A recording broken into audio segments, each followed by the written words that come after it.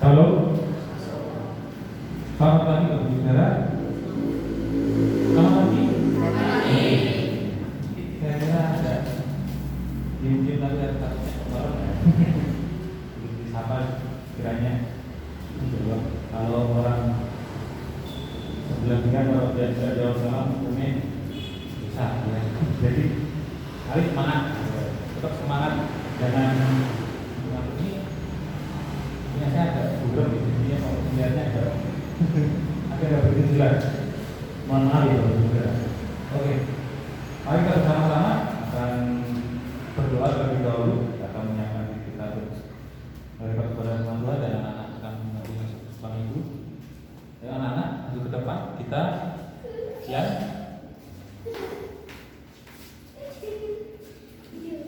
Kita berdoa dulu. Allah Bapa kami, Allah yang Maha Kuasa, kami sembah di dalam Yesus Kristus. Kami mengucap syukur saat ini Tuhan. Saat ini kami bersama-sama menyiapkan diri hati dan pikiran kami untuk menerima kebenaran firman Tuhan. Kiranya kami dengan hati dan pikiran yang siap, menyerah kudus dan menolong kami untuk memahami yang benar mengenai firman Tuhan. Kami sudah berdoa Tuhan, kita yang berkenan belajar bersama dengan Tuhan dalam kelas mereka masing-masing, hingga mereka bisa mengerti sesuai dengan pemahaman mereka, sehingga mereka pun semakin kenalkan kami dan mereka mengerti betapa Tuhan tidak mengasihi mereka dengan Yesus baik. Mari Tuhan, Engkau yang terus menolong kami semua untuk mengerti kepada Tuhan. Kami serahkan semuanya di dalam Nama Yesus yang telah berdoa. Amin. Mari kita buka bersama-sama Saudara Nehemia 9. Nehemia 9 ayat yang ke-1 sampai dengan yang ke-5. Jadi melanjutkan beberapa kisah yang lalu tertunda supaya saya mengisi beberapa dari beberapa ayat yang lain supaya kita tidak mengalami kejenuhan. Maka itu sekarang kita kembali lagi kita belajar kitab Nehemia. Nehemia 9 ayat 1 sampai dengan yang ke-5. Sebenarnya maksud satuan sampai ayat yang ke-37 ya. Tapi saya membagi menjadi dua sesi ya, minggu ini dan minggu depan dalam satu kelompok ya. Oke, kita akan membaca ayat yang tadi, baru saya membaca ayat yang benar. Nehemia 9 ayat 1 sampai dengan yang 5 mengenai pengakuan dosa dan permintaan doa. Pada hari yang ke-24 bulan itu berkumpullah orang Israel dan berpuasa dengan mengenakan kain sabuk dan dengan tanah di kepala.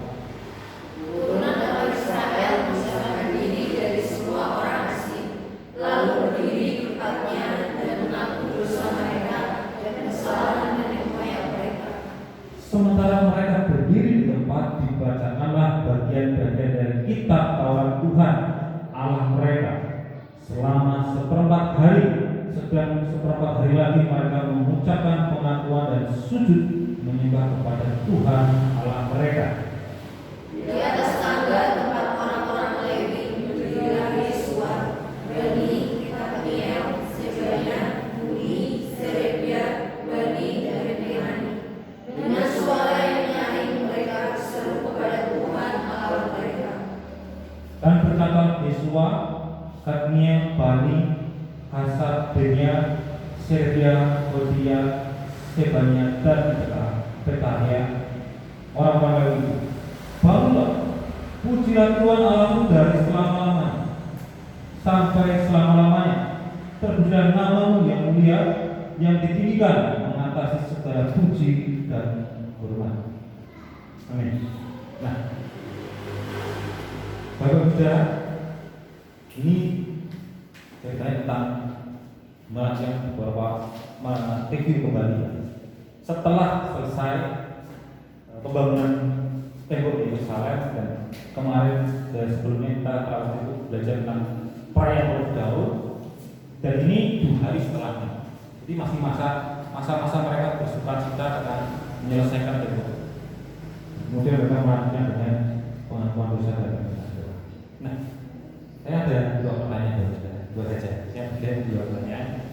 Sederhana saja, pernahkah Bapak Ibu Saudara dipisahkan dengan sesuatu yang kita sukai? Itu benda, itu orang, itu barang, apapun itu. Pernah nggak Saudara? Kejadian beliau? Pernah? Pernah dipisahkan dengan sesuatu yang kita sukai? Pernah? Mesti pernah? Ya? Pernah? Sama dia? Pernah? Tina? Semua pernah ya? Oke, semua pernah. Yang kedua, lalu bagaimana bisa menemukan kehendak Tuhan dari kesedihan perpisahan ini?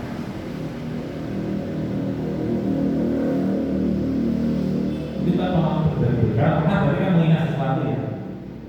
Ya, kalau lebih dari 3 yang kita sukai mungkin harus dipisahkan terus-menerus kan berbiasa juga ya. Tapi waktu itu bagaimana bisa menemukan kehendak Tuhan bahwa itu adalah perpisahannya adalah memang kehendak Tuhan.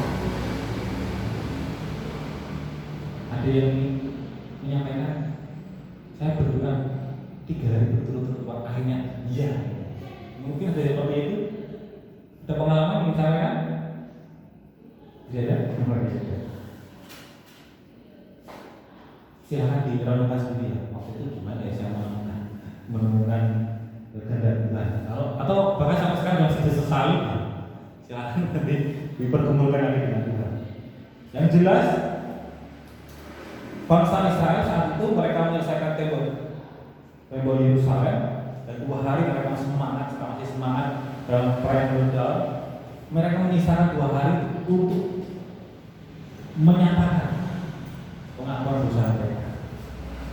Karena ketika kita belajar tadi yang berjudul kemurnian Allah, tulisan Allah memurnikan kita, jelas. Kekudusan Allah memurnikan kita, jelas. Kenapa? Ketika Tuhan Yesus mati dan bangkit, itu untuk memurnikan, untuk mengembalikan kita menjadi pribadi yang dianggap kudus, berarti. Terus kudus kita gimana? Kudus kita itu berproses. Maka kita selalu dikatakan jadilah seperti Bapamu juga sempurna. Jadilah sempurna seperti Bapamu juga sempurna. Berproses. KTP-nya sudah KTP Purbalingga. Saya sudah KTP Purbalingga. Tinggal belajar napaknya. Tinggal belajar budaya kehidupan di sini. Ya. Pertama-tama ya istri saya kemarin sudah disebut sama Krista, udah mulai nampak ya. Terus istri saya sudah bangga. Ya saya sekarang sudah bisa bilang wong, yang wong gitu. Jadi kan berproses. Ibaratnya seperti itu Bapak Ibu Saudara. Nah, ketika bangsa Israel ini juga akan kembali kepada Allah, ya pun juga terus dimurnikan, nanti mengalami proses juga. Dikatakan bahwa ketika mereka menyisihkan, saya mengutip dari aplikasi tafsiran di Alkitab ya, bahwa mereka menyisihkan suasana sukacita dan kebahagiaan mereka untuk mengaku secara umum di hadapan Allah mengenai dosa-dosa mereka serta penyesalan mereka karena dosa itu. Maka dikatakan dari ayat 1 sampai dengan 5 mereka dalam kisah ingin menyatakan pengakuan dosa mereka. Perbuatan yang luar biasa dilakukan bangsa Israel dalam pertobatannya. Mereka menyadari dosa terbesar mereka dengan tidak taat kepada Allah dan kemudian tidak menjaga kemurnian bangsa Israel sehingga mereka menikah dengan orang yang tidak percaya kepada Allah. Mereka membangun keturunan juga bersilangan dengan bangsa-bangsa yang tidak percaya kepada Allah. Yang ini justru menjadi istilah Paulus duri dalam daging, yang menjadi yang menggerogoti bangsa Israel sendiri dengan keyakinan-keyakinan lain. Ketika bangsa Israel disuruh masuk ke apa perintah Allah, tumpah seluruh bangsa tanah jangan disisakan, bahkan ternak-ternaknya tetapi bangsa Israel tidak taat dan mereka masih meninggalkan beberapa suku bangsa di sana. Dan akhirnya terjadilah persilangan. Dan yang paling luar biasa kan ketika Salomo memperluas kerajaan Israel dengan cara diplomatik, bukan lagi dengan perang seperti tahu. Diplomatik dengan apa? Dinikahi rajanya. Kalau dari rajanya kan pasti kan ya. Jadi tunduk dengan cara memberikan putrinya pada raja dan kemudian menjadi bawah kekuasaan Israel. Tapi justru itu menjadi sesuatu yang bumerang bagi Salomo. Pada akhirnya setelah Salomo, bangsa Israel harus menanggung dosanya, yaitu ketika mereka mulai ada penyembahan kepada Allah lain. Nah, maka pada saat inilah bangsa Israel ketika dikumpulkan kembali, mereka bisa berkumpul kembali di Yerusalem ya, dari tanah-tanah pembuangan. Mereka akhirnya bisa mengakui dosa mereka.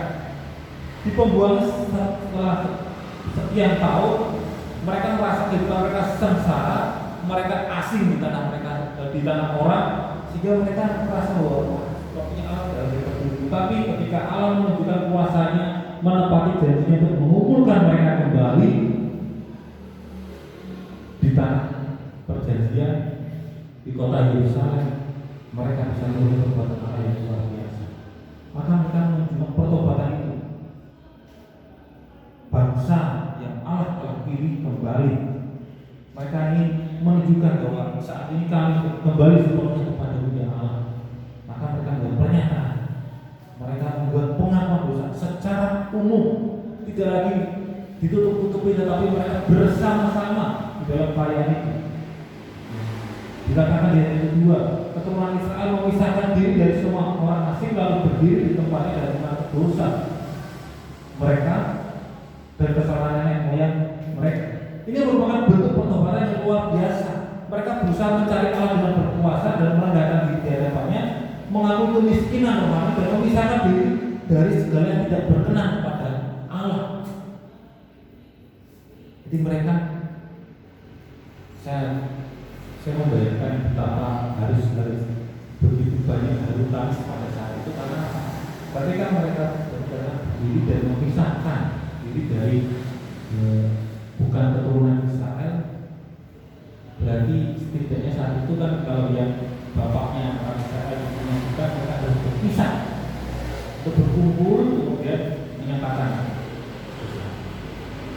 Memang dari keterangan berikutnya ada beberapa takbiran bahwa mereka akhirnya ada kemungkinan besar berpisah secara bulan.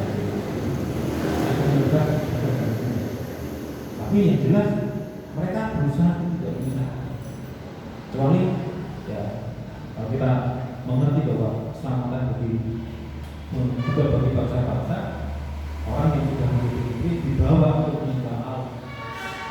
Kalau mereka bersekutu ya mungkin pengambilannya seperti itu. Yang jelas mereka berusaha untuk memisahkan diri dari segala yang tidak berkenan kepada Allah. Selain itu juga mereka dibacakan kitab Taurat selama seperempat hari. Seperempat hari berarti kira-kira berapa jam? 6 jam. 6 jam mereka dibacakan. Dan kemudian 6 jam berikutnya mereka sujud menyembah Tuhan Allah dengan menyatakan dosanya. 6 jam itu juga masih kerang, lututnya masih kerang. Tapi mereka tidak memikirkan kerangnya lagi. Mungkin begitu kerang bisa biasa ya, karena yang bentuknya cucunya seperti apa. Jadi kita tidak tahu apakah seperti yang sekarang ini sampai terkelumpuk. Yang jelas mereka 6 jam menyatakan mendengarkan dari kitab Taurat dan kemudian 6 jam berikutnya mereka sujud menyembah Allah. Dan kemudian setelah itu mereka mengajak mereka yang mengaku dosa ini, orang-orang Lewi, untuk memuliakan nama Tuhan. Mereka orang-orang Lewi memimpin mereka untuk memuliakan nama Tuhan dengan suara pertobatan mereka. Mereka berseru, terpujilah nama Tuhan yang mulia, yang ditinggikan mengatasi segala puji dan hormat. Mereka kembali kepada Allah yang sejati dan mengingat perbuatan ajaib dari Allah kepada nenek moyang mereka, bahkan kepada mereka saat mereka berjuang membangun kembali tempat besar. Itu kita percaya dari tenang dan seterusnya. Itu depan kita belajar bagaimana pertobatan mereka ini. Tapi yang jelas mereka besar. Mereka mengingat kembali pertobatan. Nah, dari hal ini kita bisa melihat ada beberapa hal yang kita bisa maknai. Yang pertama itu adalah kehidupan yang baru di awal pertobatan yang sejati.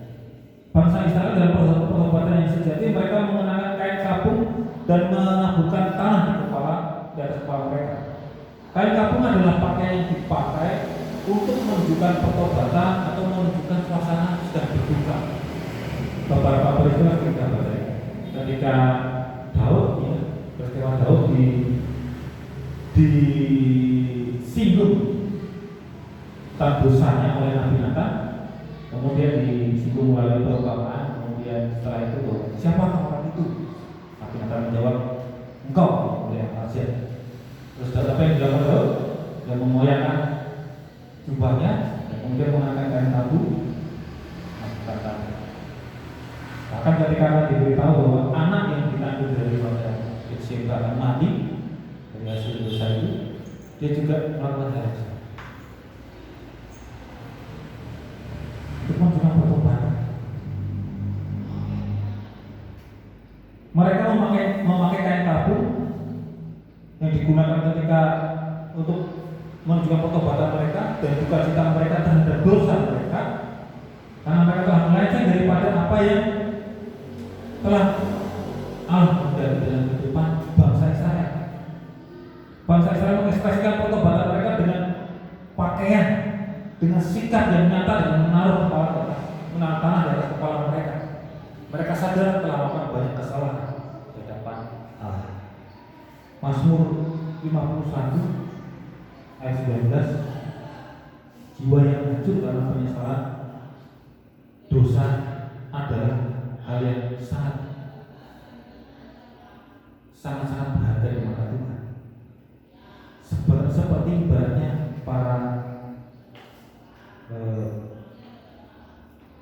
orang-orang yang berdosa memberikan korban sembelihan untuk penghapusan dosa bagi mereka. Kita buka dalam Mazmur 51 ayat yang ke-19.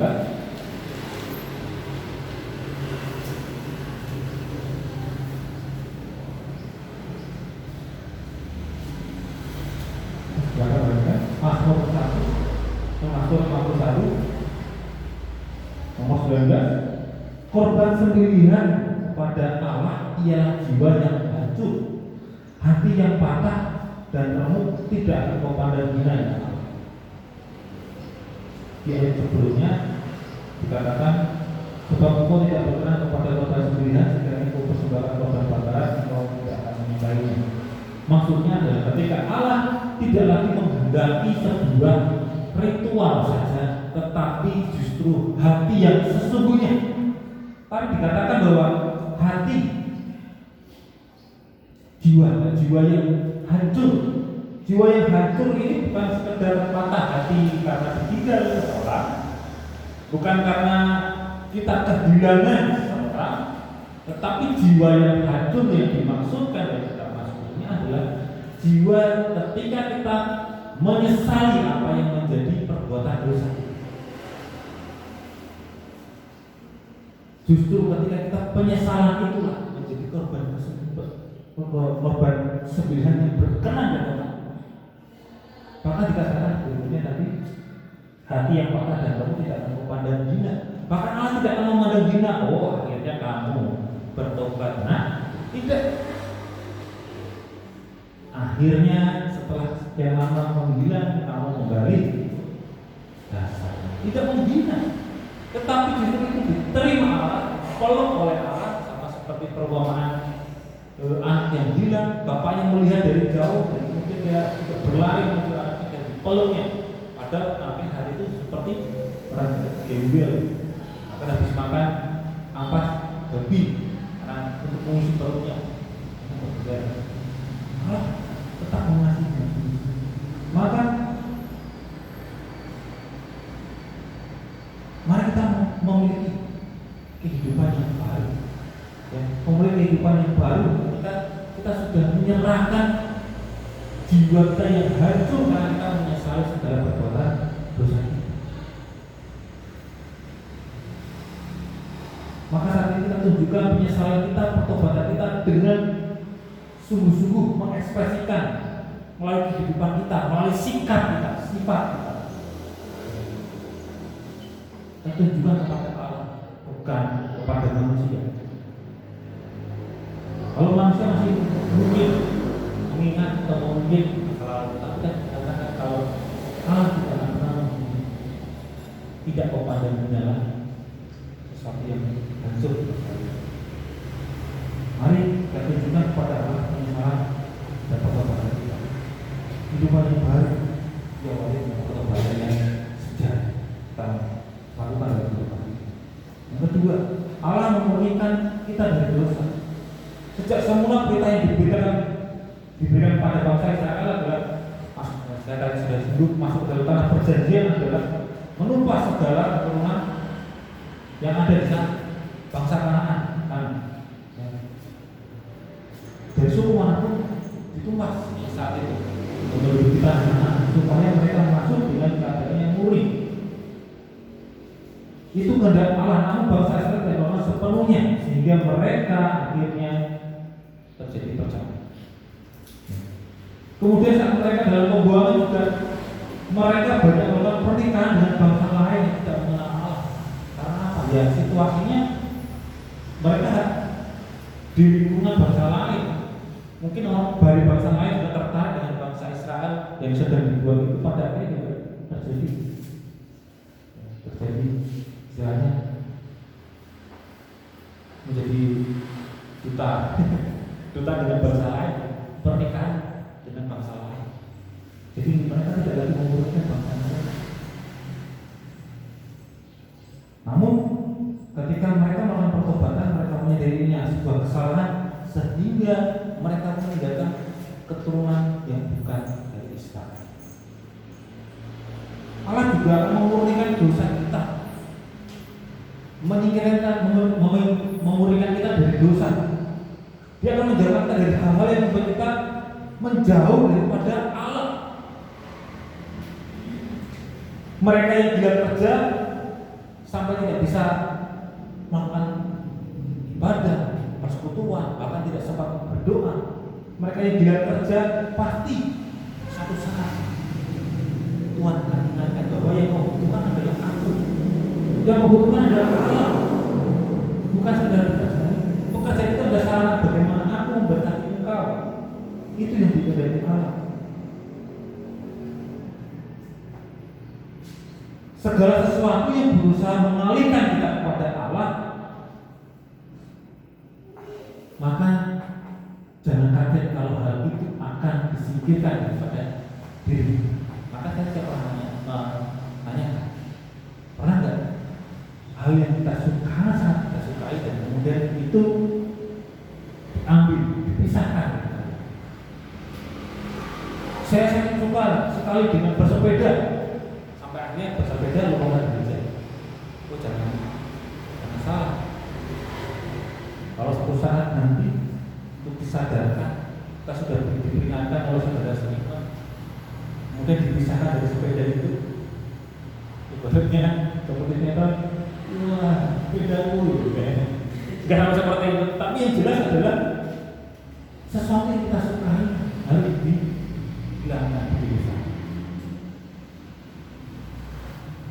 Kalau kemarin saya ngobrol, saya balik cuma lalu saya Pak RT terus ketemu dengan terus berbicara, bersyukur sekali terus bisa menarik Bapak siapa namanya, saya beberapa tahun namanya dia Pak siapa?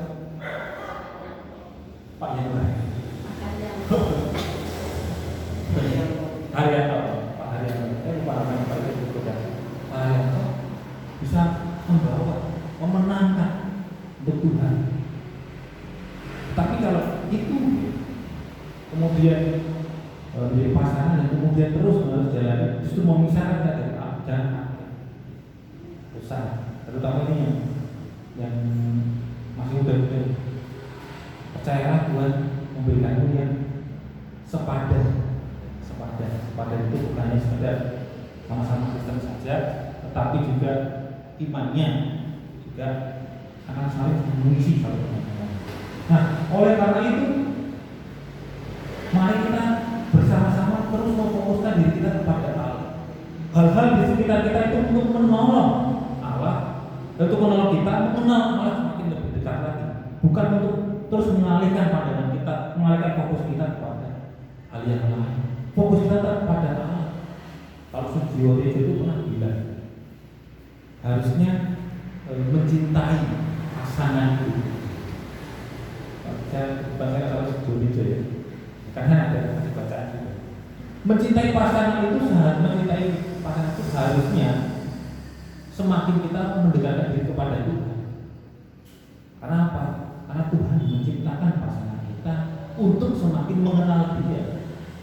Ini sejauhnya bukan habis, sudah bisa menemukan makna yang luar biasa saja, memaknai kehidupan kita. Jadi bertemu dengan pasangan itu harusnya semakin melihat Tuhan kita, bukan melihat ciptaannya saja. Bukan hanya mencintai ciptaannya saja, tetapi yang membuat. Itu yang perlu kita. Jadi mari kita fokuskan kehidupan kita pada rencana-rencana Allah, sehingga kita semakin dari segala sesuatu yang berusaha untuk menjauhkan dari kepada Allah. Justru kita dosa datang kepada Tuhan, kita mengaku dosa kita, bukan untuk diampuni, karena kita sudah diampuni, iya kita sudah diampuni, tetapi untuk membangun relationship yang semakin dekat, membangun persekutuan dengan Allah semakin dekat. Ibaratnya Rizka yang berbuat salah pada Pak Taufik. Pak Taufik pasti mengampuni enggak? Iya, karena dia anak. Tetapi kalau mereka tidak mengakui kesalahan kepada Pak Taufik, kira-kira membangun hubungan mereka renggang? Iya. Karena Pak Taufik tahu, sekarang ada kesalahan kok nggak ngomong, dia baik. Akhirnya diterima.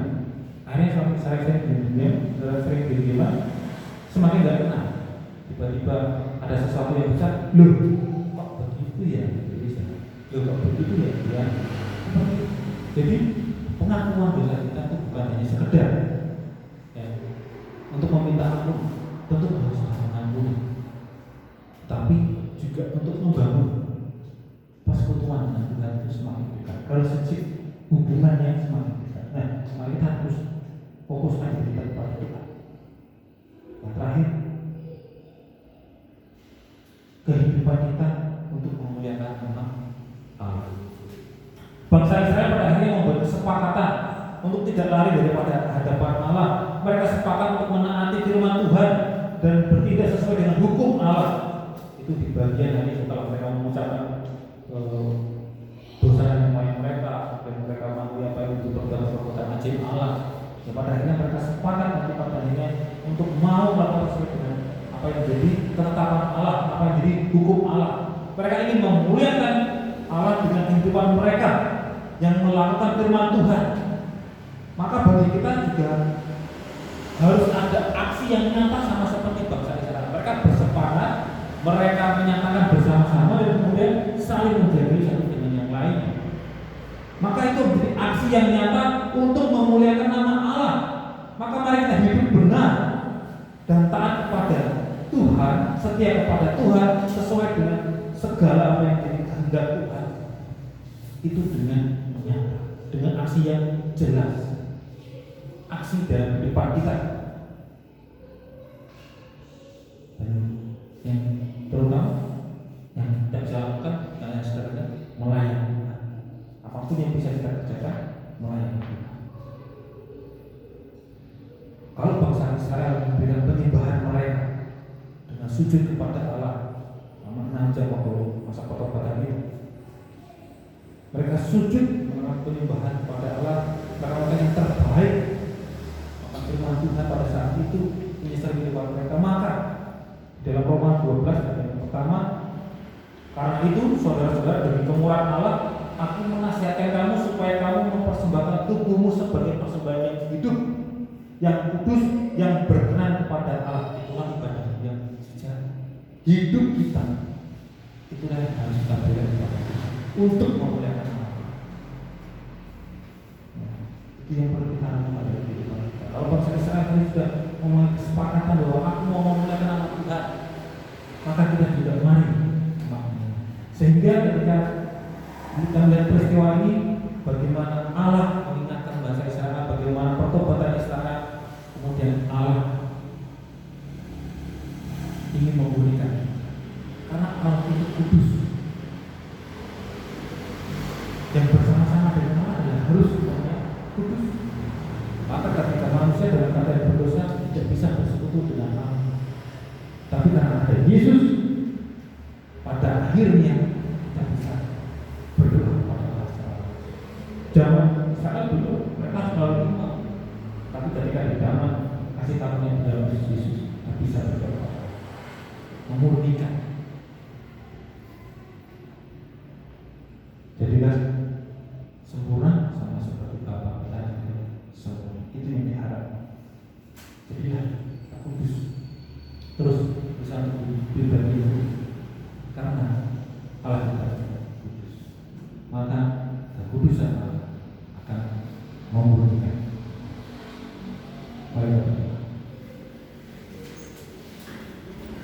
Bapak di surga, kami syukur mengucap syukur ketika kami bisa bersama-sama melihat peristiwa yang luar biasa.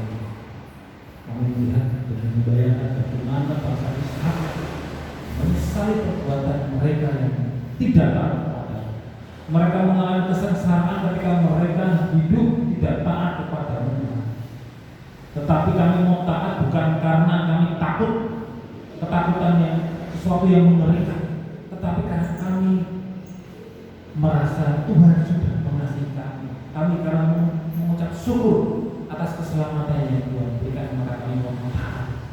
Rasa takut yang kami miliki adalah rasa hormat kepada-Mu ya Tuhan, sehingga kami sungguh-sungguh ingin hidup di bawah pemeliharaan. Kami ingin meneladani pertobatan yang luar biasa, menyatakan mereka menghina tawar, mereka menyatakan penyesalan. Kami juga mau mengingat perbuatan Tuhan yang ajaib dan luar biasa, kayu salib Tuhan Yesus. Maka kami juga saat ini mengingat kembali dan ingin menyatakan bahwa kami mau semakin hari semakin baik di dalam Tuhan. Kami mau menjadi pribadi yang semakin sempurna di dalam Tuhan Yesus Kristus. Kami mau menjadi pribadi yang memuliakan nama Tuhan melalui kehidupan kami, baik itu di lingkungan kerja, lingkungan keluarga, dan dimanapun kami berada. Kami mau melakukan anak-anakmu sama Tuhan, melihat kepada Tuhan, ajarkan mereka, mampukan mereka melakukan kebenaran. Terima kasih Tuhan. Mari Bapak, kita akan mengakhiri ibadah kita karena berdoa berkat pada Tuhan. Bapak Ibu Saudara, pulanglah dengan membawa berkat, kelimpahan dan kecukupan dari Allah Bapa kita, sukacita dan damai sejahtera dari Tuhan kita Yesus Kristus, serta hikmat oleh karena persekutuan Roh Kudus. Kiranya hari itu terus memberkati kita dan menyertai kita sampai kepada Tuhan Yesus datang kedua kali. Haleluya. Amin. Silakan doa. Kita ibadah.